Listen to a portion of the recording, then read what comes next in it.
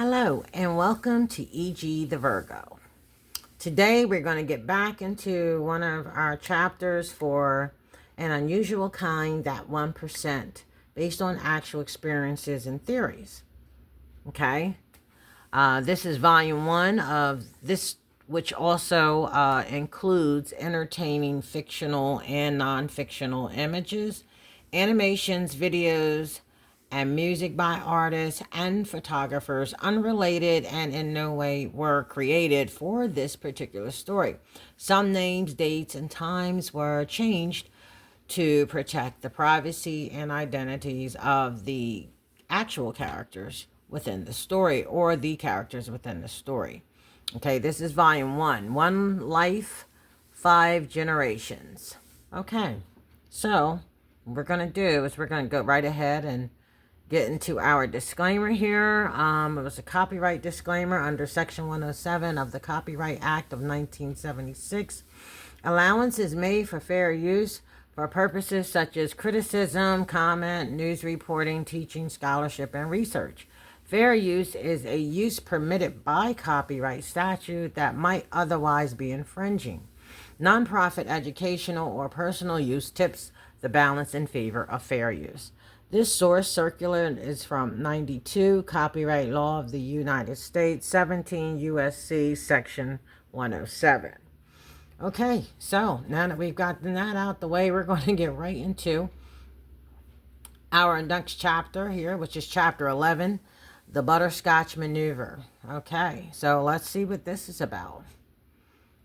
E and her older brother, were what their state law referred to as latchkey kids, meaning although some children were under the age of 12, based on their parents' opinion and authorization to do so, they were mature and intelligent enough to let themselves into their own home after school and being alone in the home without adult supervision for up to 2 hours until someone 14 years old or older arrived to the home to continue watching over and caring for them.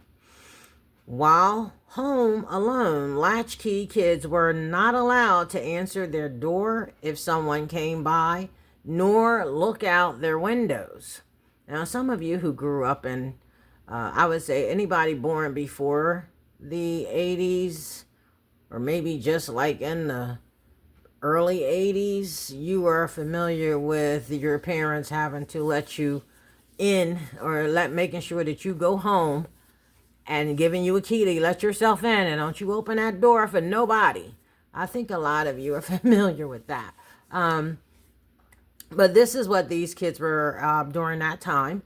This was a safety net that they used for the kids, for latchkey kids. So no one, particularly strangers, would know they were home alone, and to keep the kids safe in the home with a working phone for 2 hours without proper adult supervision. So you also had they had to have a working phone in that house in order for that to be done. Because during that time, you're not considered a latchkey once you're 14. So age 14 was the key to where kids were able to go home by themselves and be unsupervised for X amount of time or whatever, or just be able to take care of themselves until their parents get home from work or whatever. So, but anything under 14, you were considered a latchkey kid, and this is what latchkey kids did. Okay, so all latchkey kids during this time knew the rules of being a latchkey kid. And if those rules were broken, boy, you would not only have to hear it from your parents, but they would have to have a babysitter or have you attend an after-school care program, which would cost your parents extra money that most of the time the parents didn't have to spare. So, parents were very strict about the rules with their latchkey kids. Latchkey kids had to immediately telephone the parents at their jobs or wherever, after they arrived home from school, to let the parents know they were home safely and in the house and the doors were locked. Because most average homes didn't have microwaves in 1975, parents always made sure to leave out some finger foods and snacks for their children to eat as an after-school snack or meal, to prevent the children from being hungry and trying to fix themselves something to eat on a stove or using a toaster, which could cause a fire or bad injury of some sort while the parents were at work. Parents also made sure latchkey kids knew basic first aid techniques. I think people should still do that now. I mean, a lot of good values, home values, have been lost, nowadays. Like how to bandage and care for a cut on their finger, a bump on the head, or a scrape on the knee or elbow. Moving on, at this time, E was still 8 years old and her brother was only 11 years old. E's two older siblings, who were 16 and 17 years old, would not arrive home from school until an hour after E and her brother. And E's parents would be at work until about 2 hours after the 16 and 17-year-old siblings were home. One day, after E and her brother arrived home from school, E's brother broke a main latchkey rule. And it was like a main latchkey kid's rule, and opened the door to talk with his schoolmates who stopped by to see if E's brother could come outside to play. So that was a big no-no. You don't open the door, but he did. Because E's brother knew he wasn't allowed outside to play until their parents got home, he figured there would be no harm in standing in the front doorway with the front door wide open to talk and laugh with his little buddy. However, while E's brother's attention was focused on his conversations with his friend, who was standing outside on the top cement step landing of the front doorstep, which was followed by 4 more smaller cement steps trimmed with a black painted cast iron hand railing, E decided to snack on a yellowish, semi-flat, round, smooth piece of hard butterscotch candy, which was neatly wrapped in a transparent, crinkly plastic candy wrapping, twisted on both ends of the candy in a candy dish that sat on the living room round glass cocktail table. Whew. Okay, E loved the sweet taste of butterscotch candy. She removed the wrapping from the hard, yellowish, shiny, flat, round, smooth piece of butterscotch candy and put it in her mouth. As the taste of butterscotch began to gradually and delightfully coat the taste buds on her tongue and swell into an even more tasty, sweet, tasty butterscotch juice in her mouth, E went to swallow the butterscotch juices, which filled her mouth with joy, and accidentally swallowed the entire, almost like new, yellowish, unchewed, shiny, flat, smooth, round, hard piece of butterscotch candy whole. Oh boy.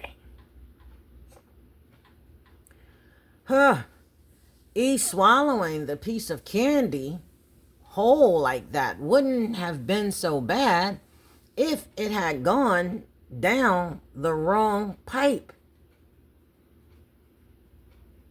But it did go down the wrong pipe. If it hadn't gone down the wrong pipe, in doing so, that newly piece of hard butterscotch candy became lodged in E's windpipe, immediately cutting off most of her air supply to breathe. As soon as the butterscotch became lodged in E's throat, fear and panic set in. E then made one last attempt at gasping for air, but struggled to breathe in or out. E's eyes instantly opened wide and looked as though they were going to pop out of their sockets.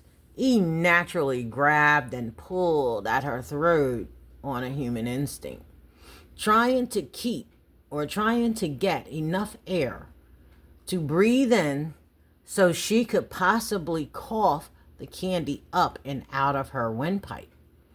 But it was to no avail. Still struggling to breathe, E dropped to her knees after they had become weak due to the sudden loss of oxygen through her body, all while still firmly clenching her throat. E got a little more energy to stand back up and began stumbling towards her brother, who was in the same area of the living room she was in. E began trying to reach out to her brother, whose back was turned to her because he was still standing in the front door or the front doorway talking to his friend, unaware of what was going on and quickly unfolding just 7 feet behind him. However, the friend E's brother was talking to was facing their front door, and he got a quick glimpse of E floundering around quietly behind her brother and alerted E's brother to turn around and see what was wrong with his little sister. E's brother did a quick glance back at E and saw her flailing all around on the floor and shrugged his shoulders and shrugged it off as E being silly and turned back to his friend to finish talking. So he thought she was just being silly because I guess she would be silly like that sometimes. The friend continued looking behind E's brother and advised him he didn't think E was playing around this time. E's brother then looked back. Again, more closely at E, who was now laying on the living room floor on her stomach while still holding her throat, trying to get air to breathe. After quickly realizing, upon a second quick glimpse of E's behavior and facial expression, E's brother turned and ran to her post haste. He immediately lifted E by her left shoulder and arm in an attempt to get E back on her feet. With limited strength, E rapidly got back up on a knee. She got back up on one knee and then eventually stood back on her feet with the upper torso of her body slumped forward in a limp position. At that point, E's 11-year-old brother was able to turn E in the position he needed for her to be in so that he could possibly help her. After getting E back on her feet, E's brother could now clearly see E was holding her throat in a choking position, and at the same time seeing E point to her throat because she was unable to talk. She wasn't able to talk. With the friend still standing at the front door looking at both E and her brother with great concern, or in case he needed to run across the street where he lived and get his parents, who were already home from work, to come and help E and her brother. E's brother quickly positioned himself behind E while she was still struggling to stand.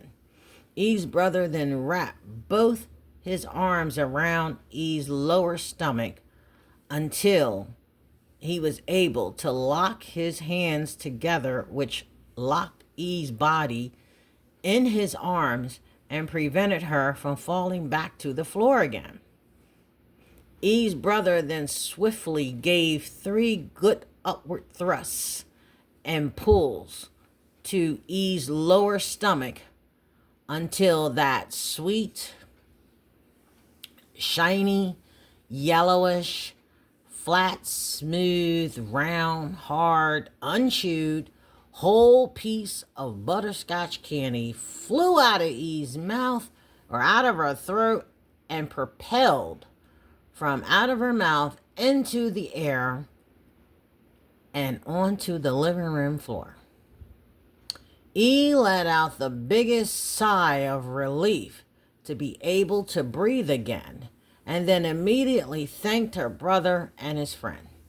From that day forward, E maneuvered away from and never ate another piece of butterscotch candy again, in addition to also never desiring the taste of butterscotch flavored, butterscotch flavor again, any type of butterscotch, because it would immediately bring the scary memory of her choking and almost dying.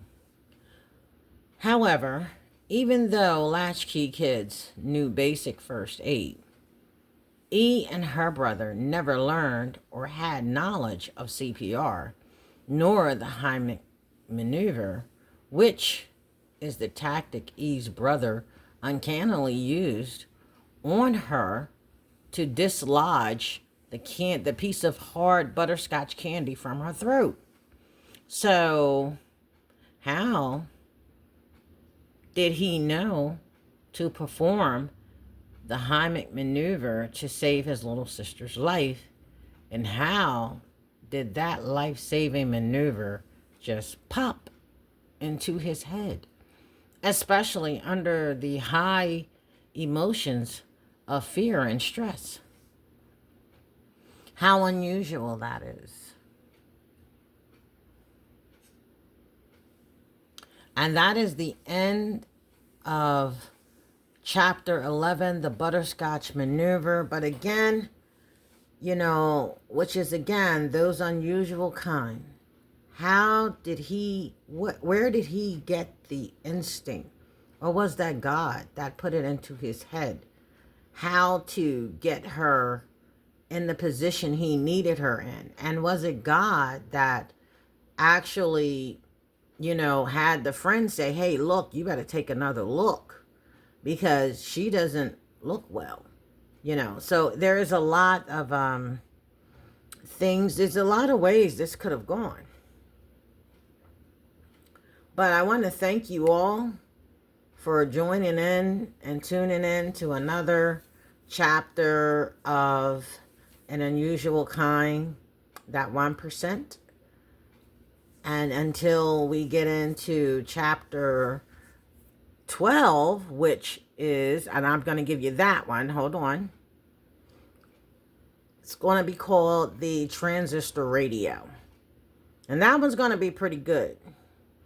That one too. This one here gets you thinking, okay, so that 1% life was just saved by an 11-year-old who had no knowledge of CPR. And he broke the rule to talk to his friend standing in the front door. Who's to say that that wasn't all meant to happen? He never got in trouble for it. If you want to know that. I mean, his mom did say you need to be more careful if you want to know more in details of the story, but she was more grateful at what he did. to save her youngest child. And she was so proud of him being the big brother he was, and his friend for being so observant.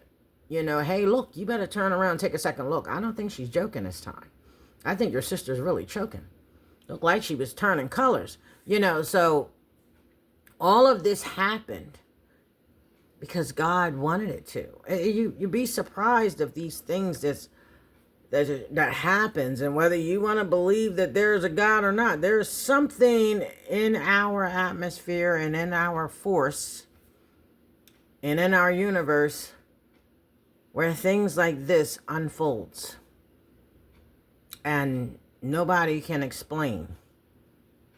That's why it's called what it's called, an unusual kind, that 1%, those 1%ers who experience these things, like E.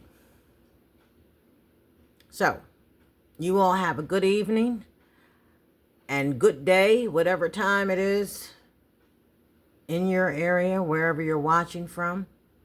And I will return again with chapter 12, and we'll move on from there. And it only gets better. Each chapter gets better. Each chapter shows you something where people cannot explain, but it has happened. And why is it happening to certain people? Why is it only those certain individuals, that 1%? Who is these 1% people? Where did they come from? Well, you got to go back to chapter 1 and to the introduction to find out who the 1%ers are and how they came to be. They didn't just happen. Nothing just happens. These little children and babies and shall we say pregnancies and new lives, they are well calculated by somebody much powerful than ourselves. So, I hope you enjoyed that chapter, and until then, you all stay blessed.